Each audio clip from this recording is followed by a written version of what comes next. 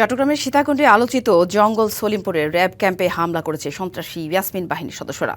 খবর পেয়ে সেনাবাহিনী, র্যাব, পুলিশের সমন্বয়ে গঠিত যৌথ বাহিনী গভীর রাত থেকে অভিযান শুরু করে। আটক করা হয়েছে বেশ কয়েকজনকে। মধ্যরাতে এই ঘটনা ঘটে। র্যাব জানায়, জঙ্গল সলিমপুরে র্যাব ক্যাম্প লক্ষ্য করে সন্ত্রাসীরা মুহুর্মুহু গুলি করে। খবর পেয়ে যৌথ বাহিনী অভিযানে নামে। এই ঘটনায় এখন পর্যন্ত কয়েকজনকে আটক করা হয়েছে। প্রায় ৩ দশক ধরে জঙ্গল সলিমপুর এলাকাটি দখল করে সন্ত্রাসীরা পাহাড় উচ্ছেদ করে পরিবেশের মারাত্মক ক্ষতি করেছে।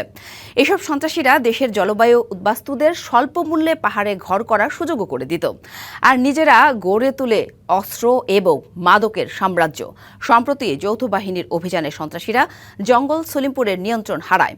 সরকার জঙ্গল সলিমপুরে পুলিশ প্রশিক্ষণ একাডেমি, কারাগার সহ বিভিন্ন সরকারি স্থাপনা তৈরির উদ্যোগ নেয়।